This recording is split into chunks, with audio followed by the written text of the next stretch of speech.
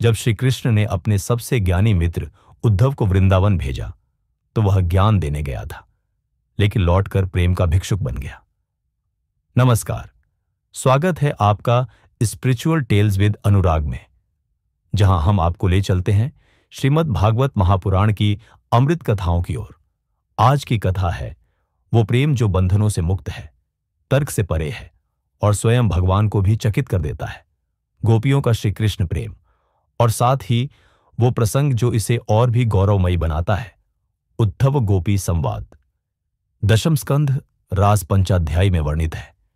जब वृंदावन की रातों में श्री कृष्ण की मुरली गूंजती थी तो गोपियां सब कुछ त्याग कर दौड़ पड़ती थी। कोई श्रृंगार अधूरा छोड़ देती तो कोई दूध वाला बर्तन चूल्हे पर छोड़ आती। बस एक ही लक्ष्य, कान्हा। यह कोई सामान्य आकर्षण नहीं था, यह था आत्मा का परमात्मा से मिलन। गोपियां जानती थीं कि श्री कृष्ण कोई साधारण बालक नहीं, साक्षात पूर्ण ब्रह्म है। फिर भी उनका प्रेम अधिकार नहीं मांगता था, वो तो सिर्फ देना जानता था। भगवान कहते हैं, न मे प्रिय आत्मजः न श्री न स्वर्गो न पुनर्भवः यथा भवान्ति में प्रिया या संत्यक्त गृहान मया। श्रीमद् भागवत 10 श्लोक 2-2 त्याग दें, वही मेरे सबसे प्रिय हैं। अब आते हैं उस अद्भुत प्रसंग पर जब श्री कृष्ण मथुरा में रहते हैं। गोपियां विरह में तड़प रही हैं। श्री कृष्ण अपने मित्र उद्धव को भेजते हैं, जो योग और वेदांत का झाता है। उद्धव, जो ज्ञान और तर्क का भंडार था, वृंदावन गया गोपियों को वैराग्य सिखाने, पर वहां जो देखा उसने उसका सारा ज्ञान धूल में मिला दिया। जैसे ही उद्धव वृंदावन पहुंचा, गोपियां दौड़ी। उद्धव, बताओ हमारे कृष्ण कैसे हैं? क्या उन्होंने हमें याद किया? उनकी आंखों में आंसू थे, पर मन में कोई शिकायत नहीं।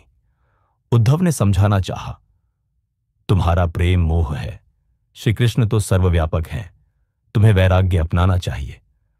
पर गोपियों ने मुस्कुराकर कहा, उद्धव जी, हम कोई साधना नहीं जानते, न योग न तप। हम तो बस एक ही बात जानते हैं, प्रेम। और जब प्रेम सच्चा होता है तो भगवान को भी खींच लाता है। एक गोपी ने कहा, उद्धव जी, आप कह रहे हो कृष्ण सर्वत्र हैं, तो फिर हमें क्यों नहीं दिखते वो वृंदावन की गलियों में? क्यों नहीं सुनाई देती उनकी मुरली की ध्वनि? उद्धव स्तब्ध रह गया। वो समझ गया, जहां ज्ञान रुक जाता है वहां से गोपियों का प्रेम शुरू होता है। श्रीमद् भागवत 10:7-1 में उद्धव कह उठता है, असंख्य जन्मों तक मैं गोपियों के चरणों की धूल पाने के योग्य बन सकूं, बस यही मेरी कामना है। उद्धव ने देखा कि गोपियां श्री कृष्ण को केवल रूप में नहीं, स्वरूप में प्रेम करती हैं। उनका प्रेम मांगता नहीं, सिर्फ अर्पण करता है। और जब प्रेम इस स्तर तक पहुंच जाए तो भगवान भी उसके अधीन हो जाते हैं। यह कथा हमें सिखाती है, प्रेम कोई सौदा नहीं, यह समर्पण है। और जब हम गोपियों जैसा प्रेम करते हैं, तब श्री कृष्ण हमारे मन मंदिर में प्रकट हो जाते हैं। अगर यह कथा आपके हृदय को छू गई हो तो इसे हर उस व्यक्ति तक पहुंचाइए जो सच्चे प्रेम की तलाश में है। कमेंट करके बताइए, क्या आपने कभी श्री कृष्ण को गोपी बनकर पुकारा है?